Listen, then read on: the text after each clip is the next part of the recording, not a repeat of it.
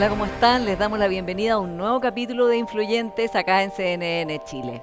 Y nuestro primer invitado de hoy es Hernán Larraín. Él es expresidente de Bópoli e investigador de Horizontal. Con él vamos a conversar sobre la hegemonía en la derecha, sobre las próximas elecciones municipales y presidenciales y sobre la posibilidad de llegar a acuerdo en materia de pensiones.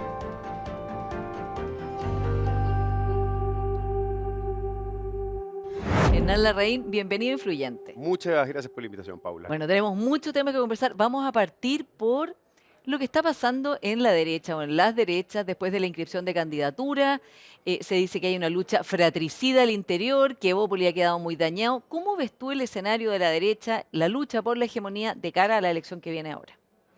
A ver, gran pregunta. Yo creo que dos cosas. Uno es como la dimensión más electoral. ¿Ah? Yo creo que el 27 de octubre va a ser bueno para la oposición, pero creo que pudo haber sido mejor. ¿Por qué? Porque la negociación se dio entre muchos partidos que están peleando por una hegemonía, que han privilegiado sus propios nichos, y no hubo una colaboración estratégica para poder elegir el mejor diseño para enfrentar al oficialismo. Y un buen ejemplo es lo que pasa a nivel municipal, ¿cierto? Ahí donde el oficialismo lleva un candidato por municipio, nosotros no fuimos capaces de hacer lo mismo y hay un grupo de municipios que, si bien se ha ido corrigiendo en los últimos días, hablan de que nuestra descoordinación va a afectar ese resultado.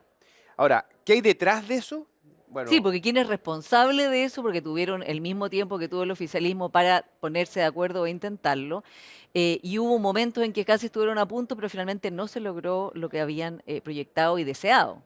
a ver, yo creo que hay responsabilidades compartidas. Pensemos que, a propósito de la fragmentación del sistema político, hoy día en la oposición hay 8 partidos que tienen representación en el Congreso. Coordinar 8 partidos, muchos de ellos hay partidos nuevos, es difícil. ¿Ah? Con todo, yo sí creo que Chile Vamos tuvo una vocación de colaboración, hizo propuestas para poder reducir candidatos y llevar cartas únicas en muchas partes, y creo que Republicano prefirió privilegiar su propio proyecto electoral y jugó en corto, y creo que eso lo vamos a pagar todos en cómodas cuotas el 27 de octubre. En cierto sentido, les pasó republicanos les pasó la aplanadora a Chile Vamos. No, no, no iría tan lejos, yo creo que afecta a todo el sector porque lo que pudo haber sido un resultado muy efectivo, sobre todo de cara a también lo que van a ser las elecciones parlamentarias y presidenciales del próximo año. Pensemos que además el oficialismo viene debilitado, y hay una elección anterior, la municipal anterior, donde, por decir, la línea de base es muy mala para la derecha. Entonces, creo que habían condiciones para hacer algo diferente, pero creo que hay que asumir una realidad, ¿cierto? Hoy día hay dos proyectos hegemónicos o que luchan por una hegemonía al interior de las derechas, y este ejemplo de la negociación es muy representativo de ese conflicto, de esa tensión. Ahora, Hernán, ¿cuáles son las diferencias ideológicas y de fondo entre Chile Vamos y Republicano? Porque a veces cuando uno hace esta pregunta dicen, no, es mucho más lo que nos une que lo que nos separa y no quieren entrar en el detalle de cuál es la diferencia o por qué las personas que son de derecha o de centro derecha debieran elegir el proyecto de Chile Vamos versus el de Republicano. Y yo creo que en eso Republicano es muy claro en decir somos otro proyecto, pero no se ve tan claro que Chile Vamos lo sostenga y lo explique. A ver, vamos por partes. Yo creo que efectivamente, respecto de la izquierda, en lo sustantivo hay muchas materias de fondo que compartimos. Eso no cabe ninguna duda. Y tenemos, por así decirlo, un adversario común, que es la izquierda, y particularmente la izquierda de los últimos años, y la que nos gobierna. Pero por supuesto que al mismo tiempo, al interior de las derechas hay dos proyectos. Y yo sí creo, con republicanos, de que son proyectos distintos. ¿Ah? Y podemos ver algunas diferencias que creo que son de fondo. Por ejemplo, Chile Vamos es un proyecto que tiene vocación de mayoría, busca gobernar para todos los chilenos. Republicanos, en cambio, ha demostrado ser un proyecto más bien de nicho, más bien testimonial, que busca cuidar una base ¿Más identitario? más identitario y no necesariamente para todos los chilenos. Eh, Chile Vamos tiene una vocación reformista, ¿ah? Y ese reformismo se demuestra, por ejemplo, en que se van a buscar acuerdos, y para avanzar en ciertas materias. En cambio, Republicano es más bien testimonial, prefiere, si es que el proyecto no es 100% como le gusta, rechazarlo. Esto lo hemos visto en 40 horas, en sueldo mínimo, en el royalty, en vez de buscar alternativas. También lo estamos viendo en pensiones. Hay otra diferencia que yo también creo que es bien de fondo, pero es la experiencia de haber gobernado. Chile Vamos estuvo 2 veces en La Moneda y esa es una cuestión que marca una gran diferencia, porque la realidad de la política es cosa de ver al Gabriel Boric que entró del Gabriel Boric de hoy, ¿cierto? Y por lo tanto yo creo que esa experiencia, que no solo es, por decirlo, capital humano pensando en un próximo gobierno, sino también es una actitud para entender la dificultad de gobernar. Hay otras que son de forma y que no son menores. Por ejemplo, nosotros entendemos que en la izquierda hay un adversario, pero no un enemigo. Yo creo que hay una lógica que es en el mundo, en que los extremos juegan en la lógica bueno-malo, amigo-enemigo. Yo creo que esa es otra diferencia bien que vale la pena destacar. Y hay una última, que es, por así decirlo, más valórico cultural, y es que Chile Vamos ha demostrado ser un proyecto que abraza la diversidad, el pluralismo. Entiende que hay muchas formas de vida correcta en la sociedad y lo considera valioso. ¿Ah? Y pensemos que en gobiernos de Sebastián Piñera se aprobó, por ejemplo, el matrimonio igualitario, por dar un ejemplo. En cambio, el proyecto del Partido Republicano es más bien monocromático, ¿cierto? Y cree que existe una forma correcta de vivir la vida, que es la forma en que viven los republicanos. Yo creo que ahí hay una serie de diferencias que son bien sustantivas y que se notó mucho en el segundo proceso constitucional. Eso te iba a preguntar, Ana, o sea, que son cambios, o sea, son, digamos, parteaguas muchos, ¿no? Y para Evópoli, que es un partido que se define como liberal, es raro ir en alianza con un partido conservador, que se define como conservador y que está en contra, por ejemplo, de la ley de matrimonio igualitario, ley de identidad de género, en fin, muchas aprobadas durante el gobierno del expresidente Piñera o apoyadas por él. Pero yo hay una precisión, porque nosotros somos parte de una coalición que es Chile Vamos. Y en estricto rigor no hemos ido en alianza, hasta ahora por lo menos, con el Partido Republicano. Lo que estamos haciendo hoy día es tener una coordinación desde las oposiciones para tener una alternativa a la izquierda. Pero es una pregunta abierta del día de mañana. Por ejemplo, si es que Chile Vamos llega a gobernar o republicanos llegan a gobernar, ¿qué va a pasar con los demás para dar un proyecto de gobernabilidad? Sí, porque eso es lo que se supone, ¿no? Que si, por ejemplo, Evelyn Matei ganara, los republicanos van a votar, o sea, antes votarían por ella, ¿no? Y serían parte de ese gobierno. ¿Cómo lo ves tú? Bueno, yo creo Y que de la misma manera, o sea, ¿cómo se incorporarían a un gobierno de quien sea el candidato, José Antonio Kast, que ha dicho que va a ir a la primera vuelta derecho? ¿Cómo se incorporarían a ese gobierno si todas estas cosas que has descrito, que son bien de fondo, lo separan de ese proyecto? Bueno, lo primero es preguntarle a republicanos, si es que Chile Vamos con Evelyn Matei llegar a la moneda, si es que ellos están dispuestos a ser parte de un proyecto, de construir un pacto de gobernabilidad. No nos olvidemos de que José Antonio Kast se declaró opositor al gobierno de Sebastián Piñera. Así que hay un antecedente que yo creo que marca una pregunta. Yo creo que nosotros, desde Chile Vamos, tenemos que preguntarnos si es que llegara a ocurrir ese escenario. Falta mucho, hay que ganar una elección, así que hay que ser prudente, pero eh, yo creo que hay que construir diálogos con más sectores para poder tener gobernabilidad, que es el gran problema que tiene Chile. ¿Ah? Con Chile Vamos no es suficiente, creo yo. Y hay que abrirse con mínimos comunes a todos los sectores que estén disponibles a esos mínimos comunes que define quién es el que gana, ¿cierto? En términos de cuáles son los énfasis y las materias más relevantes, y otros sectores tendrán que analizar si están disponibles a eso o no. Pero creo que la gobernabilidad exige, es cosa de ver de nuevo a Gabriel Boric, digamos, y ese plural mundo que tiene detrás de su gobierno, para poder garantizar condiciones de avanzar en un programa de gobierno. Hubo un momento en que la idea de Chile Vamos era abrirse al centro, ¿no? Incorporar amarillos y demócratas y hacer un polo importante hacia el centro. Eso no parece haber cuajado. De hecho, que no van juntos a las siguientes elecciones. Y ya Jimena Rincón dijo que va a ir a primera vuelta, además. Sí, eso ¿Por qué efectivamente no está. cuajó o no ha terminado de cuajar? No, yo creo que hay una situación bien estructural en el sistema político chileno y es que la fragmentación lo que hace es que los partidos privilegien sus nichos y maximicen en las parlamentarias un buen resultado en los congresos y por lo tanto la presidencial en primer lugar se torna en un sistema para poder maximizar eso. Entonces yo intuyo que la señora Rincón lo que está viendo es que también ella no marca tanto en las encuestas, digamos sin anestesia, pero puede que sea muy eficiente para su proyecto electoral y para el resultado de su partido naciente tener un candidato en primera vuelta. Entonces, yo creo que lo que debe hacer Chile Vamos es generar puentes y buscar un proyecto de gobernabilidad. Hasta ahora eso no ha ocurrido. Yo creo que de aquí al 27 de octubre van a estar todos en modo municipal. Pero creo que después va a venir un desafío y también hay una cierta responsabilidad de que los partidos no solo privilegian sus propios nichos, sus propios proyectos, sino que comprendan de que la izquierda puede ganar, esta elección no está ganada, hay voto obligatorio, que le mete un grado de certidumbre importante, un electorado que tradicionalmente no participaba, y que para poder llevar adelante un grupo de ideas hay que hacerlo con muchos más partidos. Y eso es un desafío que van a tener todos los que quieran aspirar a la moneda. Y respecto de Evópoli, Hernán, tú fuiste presidente de Evópoli, eres un militante muy importante. ¿Debieran llevar candidato a una primaria de Chile Vamos o ustedes están por apoyar de una Evelyn Matei y fortalecerla? Yo creo que las primarias son siempre buenas, por la regla general. Y yo creo que después de octubre vamos a tener que pensar en Evópoli y conversar. Nosotros vamos a tener elecciones de nuestra mesa a finales de año, así que yo creo que este va a ser unos temas que se van a discutir. Tampoco me ¿Y quiero cuál es tu adelantar. postura? No, mi postura es en principio que las primarias son siempre buenas, pero son medios, no son fines. Si es que una primaria va a fortalecer una carta común de Chile Vamos, a mí me parece valioso que nosotros vayamos a competir.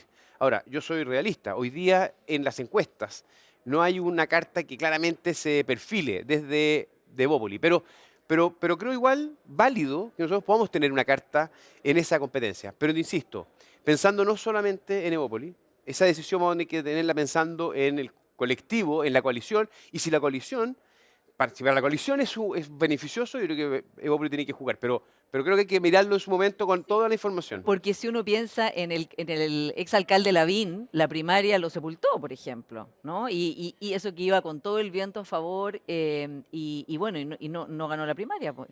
Sí, y hay que ser Y bien, ganó José Antonio Caz. y hay que ser bien fríos. Tú puedes hacer una primaria potente de Chile Vamos, pero luego mirar hacia el Partido Republicano que no va a llevar a nadie a una primaria, que van a ir directo a primera vuelta y que puedan incidir en una primaria de Chile Vamos. O sea, que puedan ir a votar.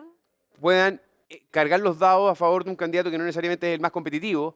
Entonces yo creo que hay que mirar con mucha atención y no olvidarse que las primarias son con voto voluntario. Hoy día estamos en una nueva geometría y por lo tanto hay más variables que tomar en cuenta.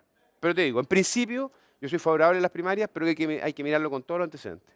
O sea, podría pasar, dices tú, algo parecido a lo que pasó en la primaria de Boric y Jadwe, en que sabemos que muchas personas que no eran del partido del presidente Boric Fueron a evitar fueron a Jadwe. evitar que Jadwe ganara. Exacto. ¿Tú prevés algo así?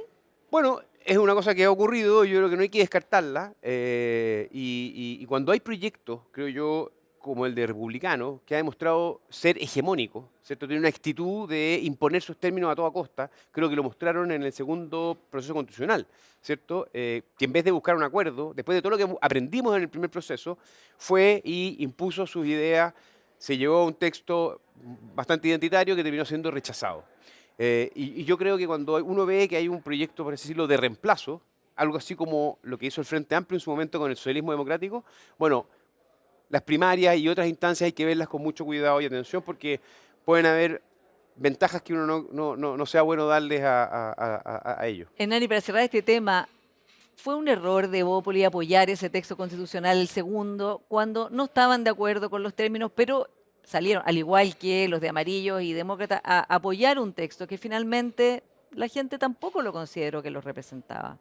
Bueno, las decisiones que son binarias, apruebo, rechazo, a favor, en contra, son difíciles porque los textos además constitucionales no son perfectos.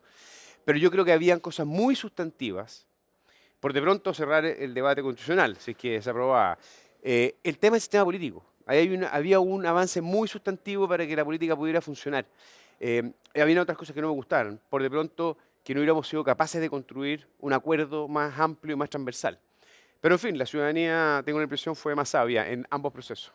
Bueno, vamos ahora a la encuesta del PNUD, que tú participaste como miembro del Consejo Asesor, que muestra que las personas quieren que los políticos cedan, quieren reformas que se hagan gradualmente y quieren cambios, ¿no? Y sabemos que todavía están pendientes muchos cambios que estuvieron en la base de lo que las personas han reclamado durante años, que reclamaron en la primera encuesta del PNUD desiguales.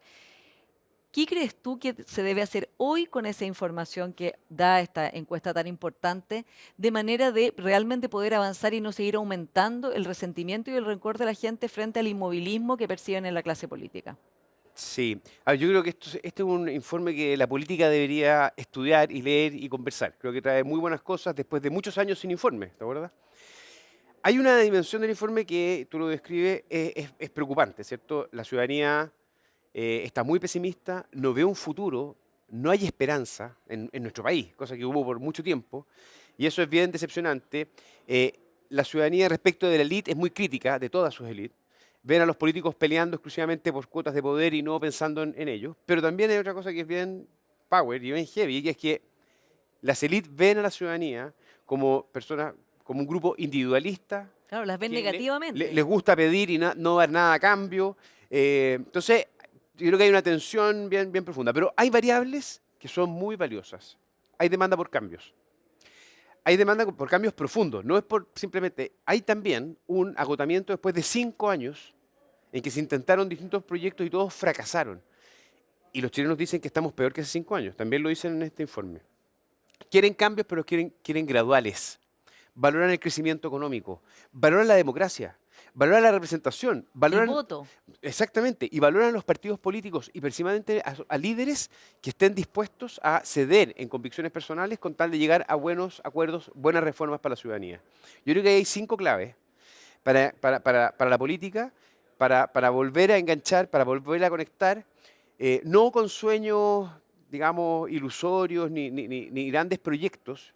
Yo creo que una cosa concreta, hablándole en serio a los chilenos, diciéndole que los cambios son difíciles, que toman tiempo. Cuando te dicen que son graduales, es que han entendido que las cosas no se dan de un día para otro. Por lo tanto, se les puede hablar con ambición, pero con realismo. Y yo creo que hay una oportunidad para todos los sectores políticos, pero particularmente para la centro-derecha, de tomar esas notas y poder encarnar eso que se está pidiendo. Y vamos a lo concreto, por ejemplo, pensiones, que se está discutiendo hoy día y que lo que se percibe es que una parte de la derecha, de Chile Vamos, está de acuerdo con llegar a un protocolo, ya hay un calendario y que están negociando para lograr sacar adelante una reforma de pensiones que no sea ni el 6% entero a la cuenta individual como quiere la derecha, ni el 6% entero a reparto como quería originalmente el oficialismo, ¿cierto? Pero se ve otra parte que está como en otro lado, como de que no hay acuerdo y que si no es 6-0 entero a la cuenta individual, mejor que no haya reforma de pensiones. ¿Qué piensas tú de esa situación? Yo temo que aquí estemos viviendo un cierto guión que ya vimos. Esta es una película que tiene capítulos anteriores, ¿cierto? Yo recuerdo a personas de centro derecha, derecha, arrepintiéndose de en su momento no haber aprobado un buen acuerdo de pensiones con Bachelet. Luego vi a personas de izquierda y centro izquierda arrepintiéndose por no haber apoyado en su momento el proyecto de Piñera, que era 3-3. Y hoy día veo a personas de derecha diciendo, esto es todo lo que nosotros queremos o nada. Y yo intuyo que eso puede transformarse en el día de mañana, decir que ceguera haber repetido por tercera vez el mismo capítulo. Yo creo que hoy día hay condiciones para hacer una buena reforma, que no va a ser perfecta para las convicciones ideológicas de ninguna parte.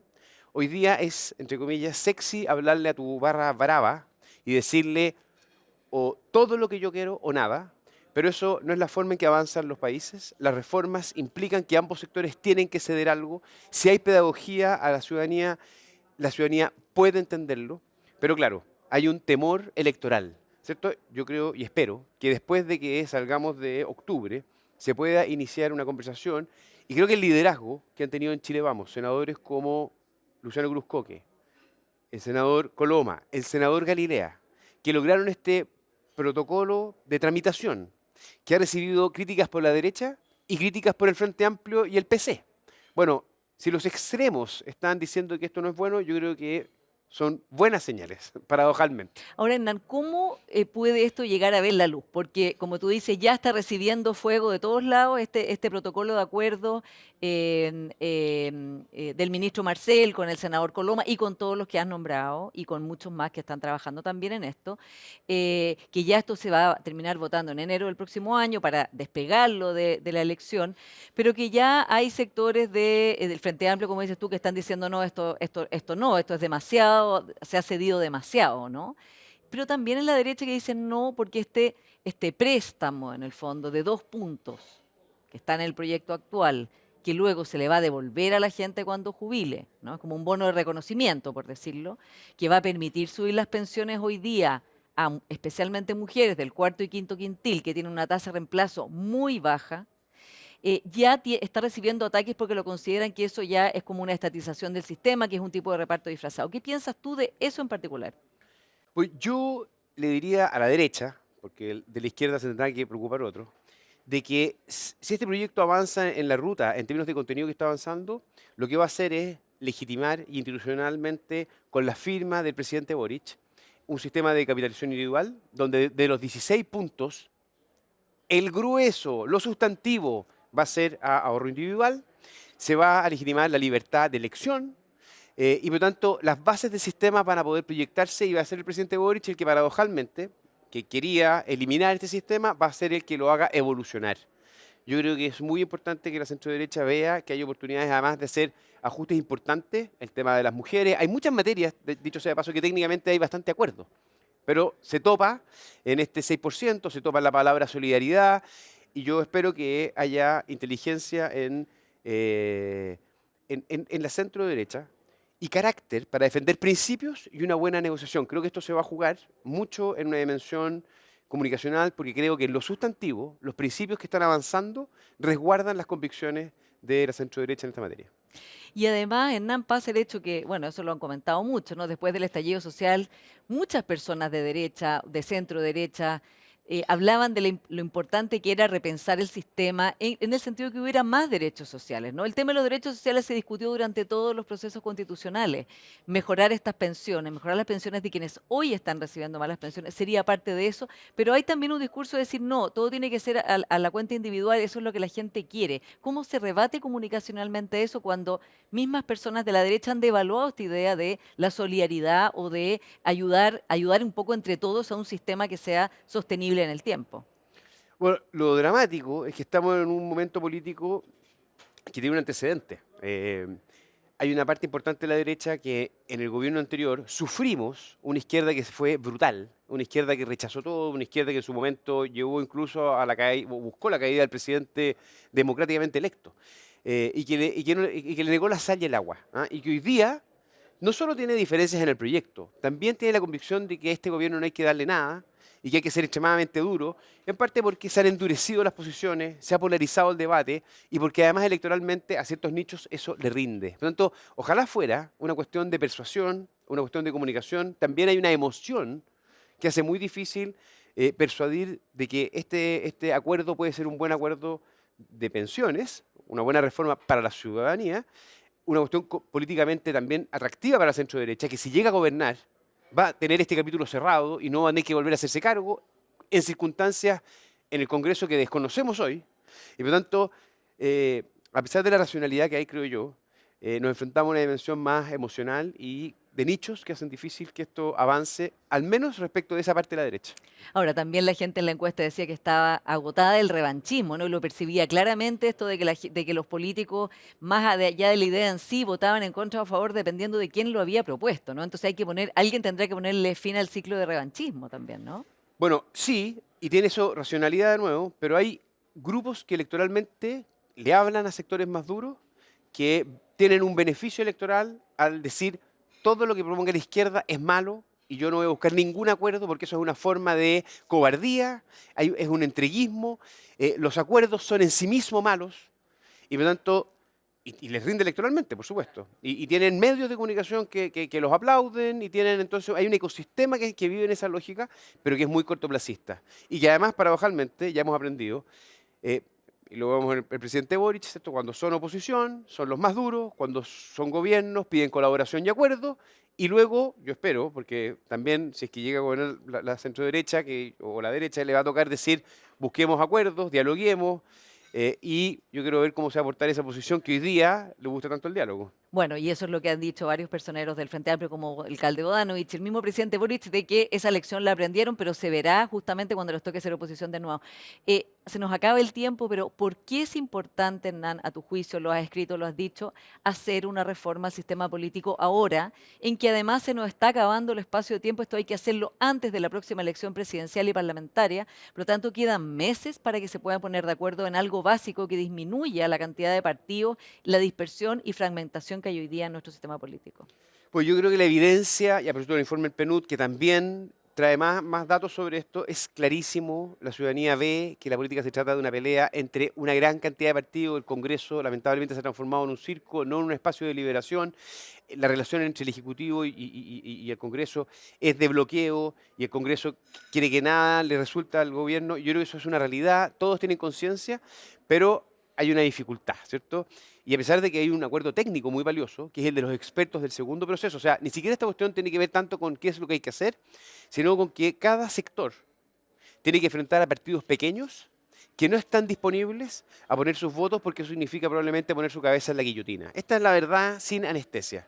Y si los partidos pequeños le dicen a los grandes, si usted va a avanzar en eso, no cuente conmigo para votos, no cuente conmigo para pactos, no cuente conmigo. Esto le pasa al presidente Boric. El presidente Boric, ¿por qué si tiene esta convicción que la dijo en ENADE, la dijo en la cuenta pública, después lo dijo Elizalde, después lo dijo la ministra Toá recién?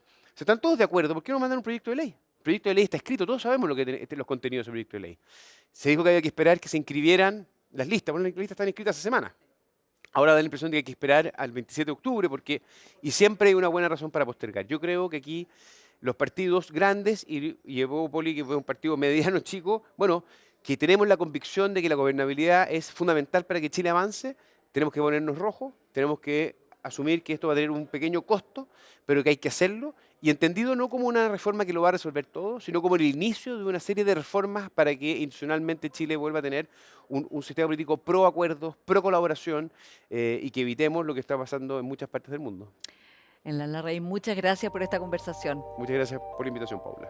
Y vamos a ir a una pequeña pausa y ya seguimos con más influyentes acá en CNN Chile. Y les adelanto que nuestro siguiente invitado es Eolo Díaz Tendero, el expresidente de la Fundación Horizonte Ciudadano. Ya volvemos.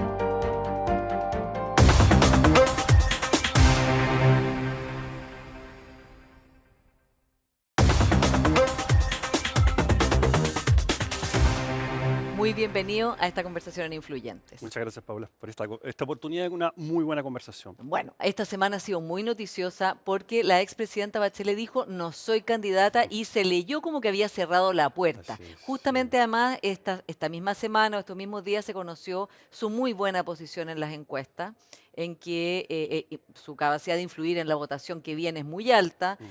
y además es por lejos la figura de la centroizquierda mejor aspectada en la próxima elección presidencial.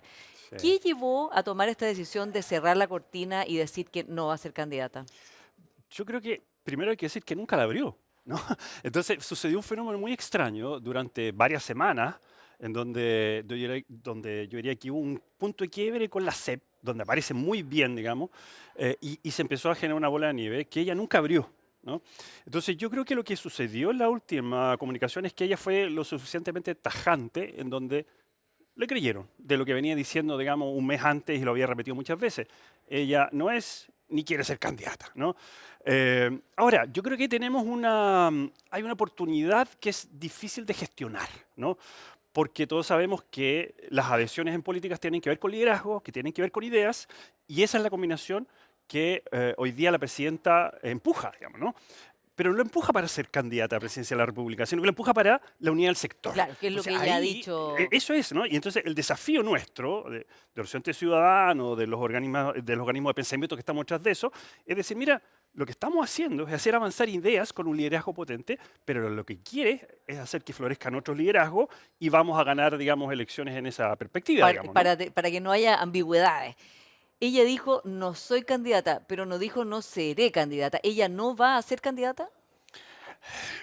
Es una pregunta, digamos, que uno nunca sabe lo que va a pasar en el futuro, digamos, ¿no? Pero las convicciones son las que ella ha dicho. O sea, ella sabe que su candidatura podría hacerle mal al sector y a la democracia en términos de ella lo ha dicho muy explícitamente. La renovación de candidatos es parte importante de la salud de la democracia. Y por lo tanto, ella tiene la convicción instalada de que no quiere ser candidata Por a otro presidenta, lado, la digamos, ¿no? expresidenta también ha sido bien clara de los riesgos que se están corriendo en todo el mundo con la irrupción de la ultraderecha. ¿Esto no cierra una posibilidad para ella, por ejemplo, si el próximo año otras candidaturas de centro izquierda no aparecen competitivas en la elección presidencial y podría pasar, como algunas personas de derecha lo han comentado, que hubiera una segunda vuelta entre Evelyn Matei y José Antonio Kast? ¿realmente ella se negaría entonces a emerger y decir, voy a impedir que haya un gobierno de republicanos, por ejemplo? Yo creo que tenemos que evitar que eso suceda, ¿no? Y justamente porque nuestra preocupación anticipada de eso tiene que ver justamente con evitar ese escenario, ¿no? Su preocupación tiene que ver cómo las condiciones sobre las cuales hoy día se generan las conversaciones públicas están alimentando un cierto tipo de adscripciones políticas que nos tiene que hacer preguntarnos muy fuertemente a la izquierda qué estamos haciendo mal, que no estamos llegando con un mensaje claro a ese tipo de conversaciones.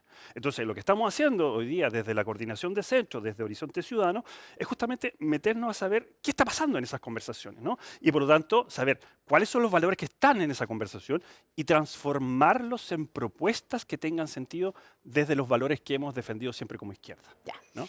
Ahora, esta pregunta es difícil porque evidentemente tú trabajas con la presidenta, ella no quiere seguir hablando del tema, pero las otras candidaturas que emergen, o sea, espontáneamente, la ministra Toá, la ministra Vallejo, por nombrar las dos que aparecen después de la Mm. presidenta Bachelet, están mucho más abajo de ella. ¿Qué explica Ujú. esto cuando la expresidenta ya gobernó 2 veces, supuestamente hay una búsqueda de renovación en los liderazgos y la gente está poniendo a Mm. Evelyn Matei, una política también de larga trayectoria, y a la presidenta Bachelet como las dos figuras que hoy día Mm. lideran en sus sectores? ¿Qué se lee ahí?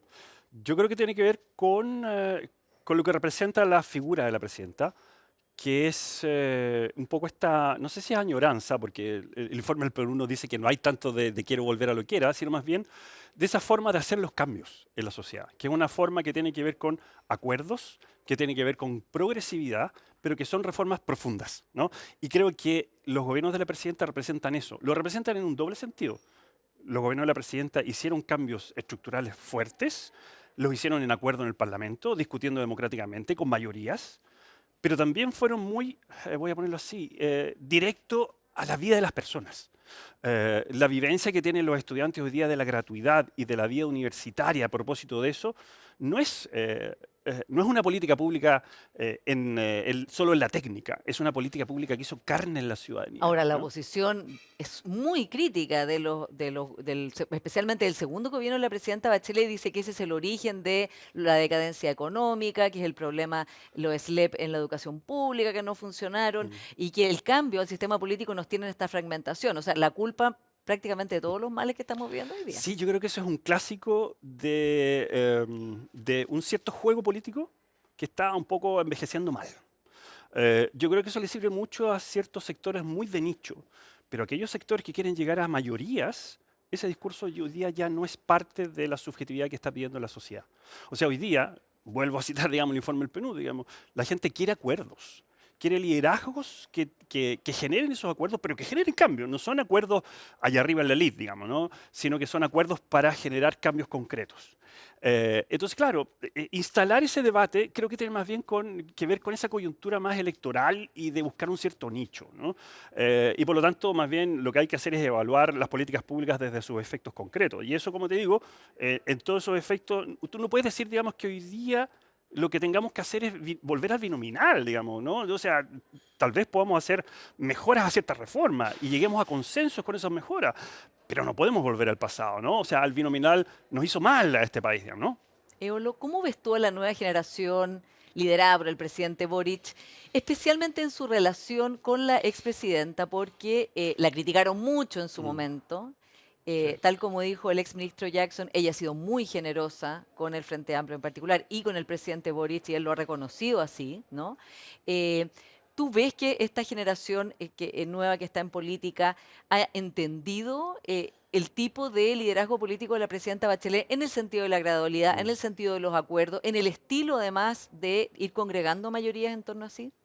Sí, sí, no, yo tengo la convicción de que ellos han aprendido, están aprendiendo, ¿no?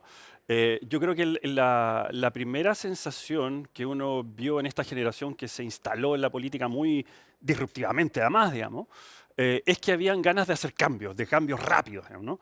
Pero claro, siempre los cambios son a través de políticas públicas y las políticas públicas tienen ciclos que no se pueden pasar por alto.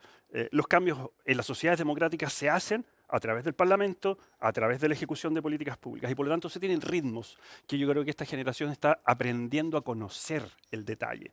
Recuerda que ellos nunca antes habían tenido una experiencia de ejecución de política, sí en el proceso legislativo, ¿no? Habían tenido liderazgos parlamentarios, pero es muy distinto legislar que implementar una política pública. Y lo que están haciendo hoy día es aprender ese proceso. Y aprenderlo desde la lógica que me parece muy interesante, en donde hay una complementariedad en aquellos que hemos tenido experiencia previa de ejecución de políticas públicas, pero de la lógica de valor que hay detrás de ese ejercicio de gestión.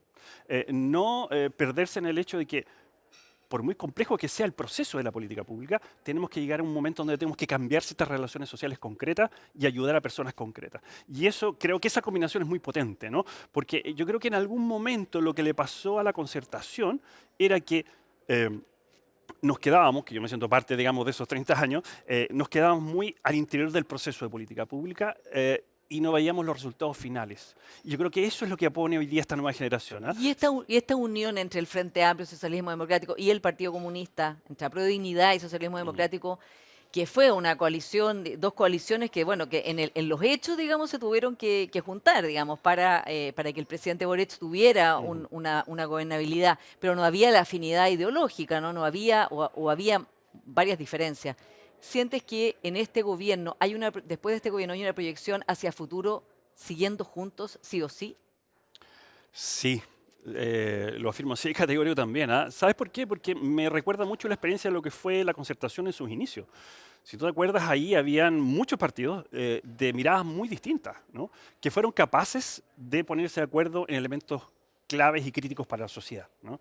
Creo que hoy día, mutatis mutandi, digamos, uno puede decir, está pasando algo similar, ¿no? Con aprendizajes de lado y lado, digamos, pero también con descubrimientos muy concretos de que tenemos muchas cosas en común.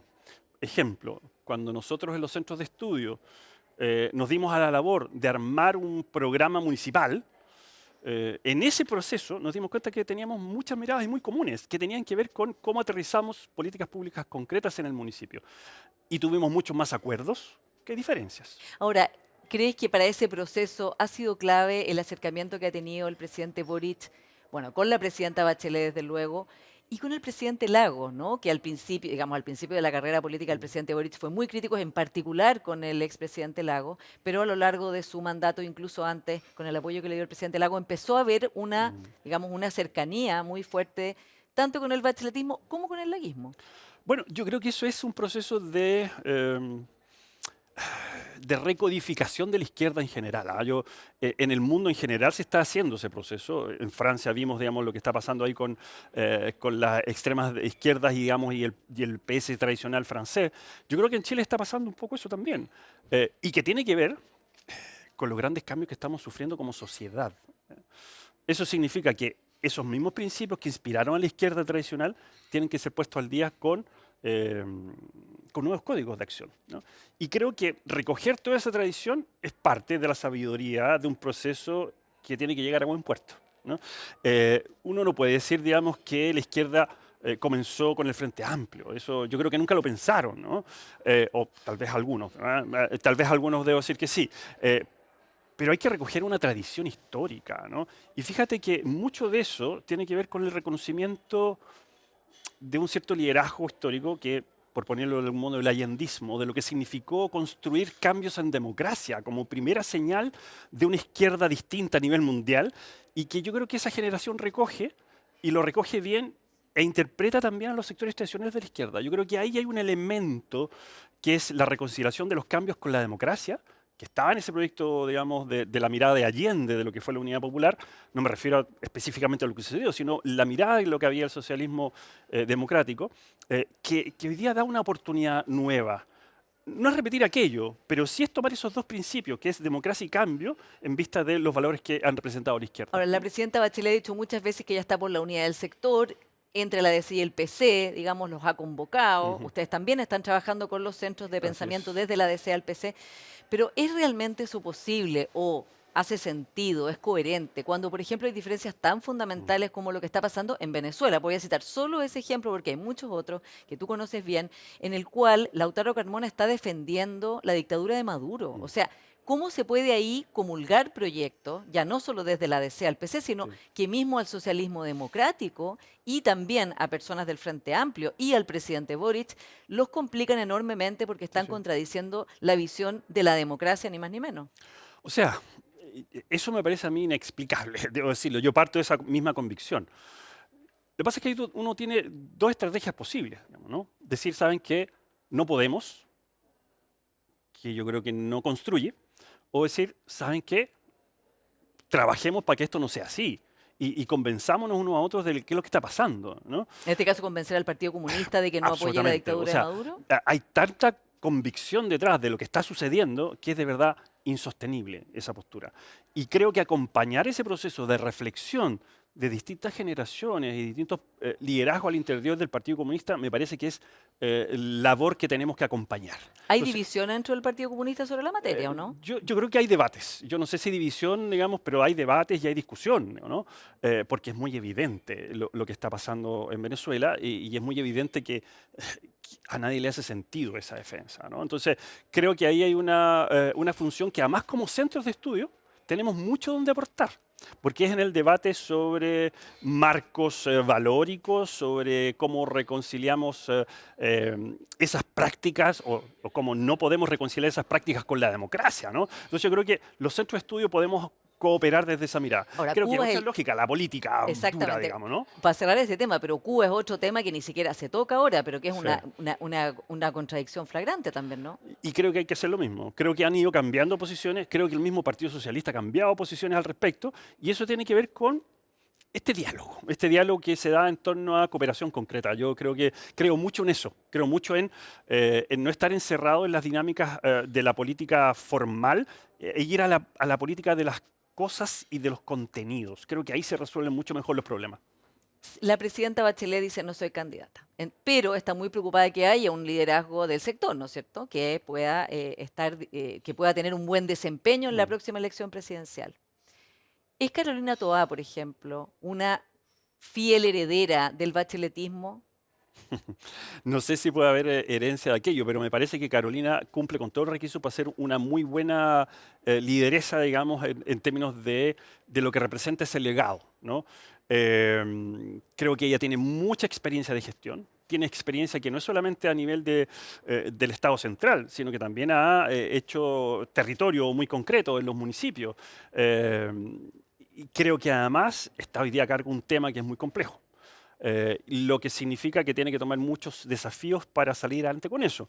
Me parece que tiene las condiciones para hacerlo. Eh, y además me parece que ella, no solamente por su apellido, que es de una tradición socialista sin discusión, sino también por su comportamiento en los últimos tiempos, me parece que es una figura de unidad también, ¿no?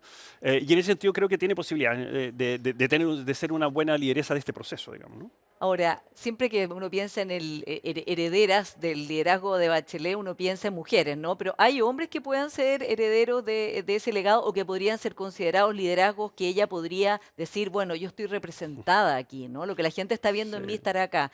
sí. Pienso, por ejemplo, el gobernador Orrego, que también aparece muy bien Mm. aspectado en las encuestas, o el alcalde Bodanovich. Sí, esos son dos nombres que están haciendo bien las cosas, ¿ah? ¿Y qué tienen de común los dos? Creo que tienen esta mirada de lo práctico, de cómo reconciliar la gestión con los cambios. O sea, en las democracias modernas los cambios se hacen con buena gestión de políticas públicas, ¿no? Y creo que tanto Bodanovich como Rego lo están haciendo excelente en ese sentido. Y me parece que además Bodanovich tiene una condición interesante también, y es que ha sabido eso, lo ha sabido contar muy bien. Lo comunica muy bien, ¿no? Y creo que esa combinación entre resolver problemas sin perder foco de valórico y comunicarlo bien, creo que es un elemento de liderazgo que se proyecta en el mediano plazo sin ninguna duda, Ahora, digamos, ¿no? ¿cuándo la presidenta va a decidir a quién va a apoyar? O ¿Está con sea, la ministra Toá en que tiene que haber una primaria, por ejemplo, de la centroizquierda? yo creo que eso, a ver, los tiempos de definiciones tienen que ver con los ciclos electorales, ¿no? Y creo que mientras no tengamos claro qué va a pasar en las municipales, cualquier decisión es anticipada, ¿no? porque en estas elecciones municipales se pueden decantar cosas interesantes, digamos, ¿no? Hace un año y medio atrás se daba casi por supuesto que la derecha arrasaba, ¿no? Y cosas por el estilo, que podían haber dos candidatos de derecha en la segunda vuelta. Yo creo que hoy día eso ha cambiado por el trabajo que ha hecho el gobierno, por el trabajo que han hecho los partidos políticos, por el trabajo de decirle también hemos hecho los centros de estudio, y por lo tanto creo que en octubre vamos a tener señales muy concretas de cómo se viene el escenario presidencial. Y creo que después de eso deberían haber definiciones, digamos, ¿no? Hablemos, Eolo, de la renovación del progresismo, que es el tema en que estás, digamos, dedicado, ¿no? Y pensando Ujú. cómo esto debe renovarse. Tú has dicho que la gente está buscando el cambio tranquilo al estilo de Mitterrand, Sí, una manera de plantear el progresismo que a la gente a la vez le dé certeza y le dé estabilidad. sí.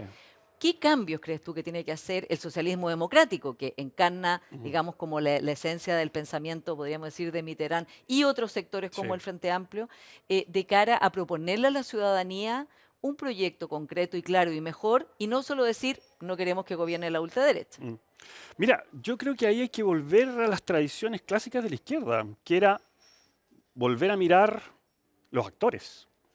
Durante mucho rato, la izquierda tradicional estuvo en funciones de gobierno y yo creo que pagó caro aquello en términos de que dejó de vincularse con la ciudadanía, con el sentido común ciudadano, ¿no?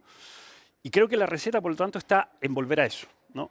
Por eso cuando nosotros decidimos como centros armar algo así como una plataforma programática, decidimos ir a esas prácticas, ¿no? Quisimos levantar esa renovación no desde la pura teoría tampoco, sino de cómo se solucionan problemas resguardando valores. Eh, Muchas veces se nos dice que las políticas públicas son pura técnica, ¿no? Es como regulación entre subsistemas. Y yo creo que no. O sea, las políticas públicas, cada política pública, el modo en que se resuelve un problema concreto, no está dando señales de qué tipo de democracia estamos construyendo, qué tipo de sociedad estamos construyendo, ¿no? Ahora, ¿qué pasa con la seguridad, por ejemplo, que es un tema en que la izquierda no lo tenía en las prioridades, el crecimiento Ujú. económico tampoco, digamos, estoy hablando de este gobierno, lo ha incorporado con fuerza. Sí. Sin embargo, las personas siguen percibiendo que esos dos temas son de agenda más bien de la centro derecha o de la derecha. Sí, yo creo que eso tiene que ver con un trabajo que, como tú dices, partió un poco tarde, debo decirlo, eh, pero que tiene que tener una distinción de la mera, digamos, trabajo a través de la represión, por ejemplo, ¿no? La gente pide orden y es un requisito básico. La izquierda está por el orden, ¿no? Pero es un orden construido colectivamente. Por eso te decía, política pública, pero con valores. Y los valores tienen que ver con prácticas sociales concretas, ¿no? Y en ese sentido, ¿cuál es el rango distintivo de cómo la izquierda debe trabajar la seguridad? Sin duda es instalar y hacer que las normas se cumplan. Eso es básico en toda democracia. Pero esas normas tienen que ser cumplidas legítimamente, resguardando los derechos humanos específicamente, pero también incorporando a la comunidad, ¿no? Entonces, yo siempre pongo este ejemplo, ¿no? Las casas narcos, ¿no? No se trata de derribar las casas narcos o sacar ahí a los narcos, ¿no? Que sí es necesario, sino una vez hecho eso, qué hace la comunidad y cómo se apropia de ese espacio o cómo esa acción tiene un sentido para la comunidad que está ahí. Porque cuando esa casa estaba ahí, habían efectos sociales. Bueno, cómo esos efectos sociales son trabajados por la propia comunidad para hacerse cargo de ese efecto concreto, que es instalar el orden, va a decir sacar una casa narco y ponerla al servicio de unas relaciones sociales renovadas, ¿no? Yo creo que por ahí va eso. Es un trabajo que es mucho más complejo que decir vamos a poner militares en la calle, ¿no? Pero creo que es el trabajo que tiene que hacer la izquierda. Ahora, ¿y qué pasa con las emociones? Porque los liderazgos, por ejemplo, como comentábamos antes con Hernán Larraín, hay liderazgos que son más de buscar transformar al adversario en enemigo, Ujú. de fomentar el odio o la rabia contra los que están gobernando, que se jodan.